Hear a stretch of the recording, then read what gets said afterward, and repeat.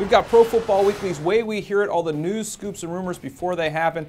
We're talking the Browns quarterbacks right now. They drafted Brandon Weeden in the first round, 22nd overall. I think a lot of people were maybe a little surprised that he went that early.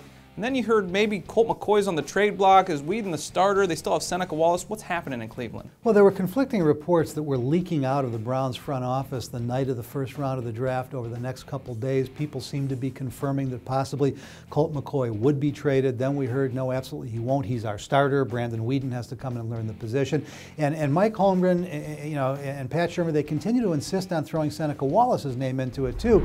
Clearly, Wallace is going to be the backup. Whether he's number 2 or number 3, we don't know. But what I think is really interesting about this story is Mike Holmgren finally came out this week and said, hey, it is an open competition. Now, normally with an NFL team, somebody's number 1 on the depth chart, somebody's number 2. You would expect the veteran in Colt McCoy, but they've been very clear about it finally. There is no number 1 on the depth chart. We don't know if it's going to be Colt McCoy or Brandon Weeden. We are going to give both every opportunity to earn this job, but at the moment we don't have a starting quarterback. It's a bit of a strange position for a team to take. Don't you have to think that whoever starts there at the beginning of the season, at some point, unless they're winning and winning early on, Brandon Weeden's going to be the guy? Well, and here's where we get to the way we hear it part of this report. Everything we're hearing from sources inside the organization is that the Browns are hoping desperately that he will be, because I know other folks who felt 22 in the first round was the right spot for him. I don't think they overdrafted him.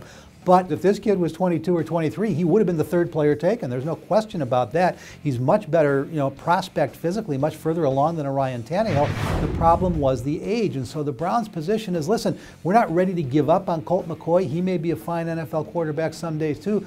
But ironically, he's 25 years old. So we got a little time there. So I think what the Browns are really focused on is if this draft pick is going to pay off, it's got to happen immediately. They don't have 2 or 3 years to develop Brandon Weeden. So they're going to have an open competition. They will be disappointed if Weeden doesn't win it, but they're not ready to write off Colt McCoy because A, they don't know if Weeden is ready to be a starting quarterback in the NFL, and B, because they still think McCoy has some upside too. Yeah, when your quarterback of the future that you just drafted is actually 4 years older than the starter that you already had, maybe you have some time to let McCoy settle. Maybe he'll find his way at some point and become that guy. We'll just have to see. It's kind of wild in Cleveland. We didn't think they had a quarterback at all. Now they have 3 to choose from. We'll see how it all shakes out. You'll have it right here at ProFootballWeekly.com.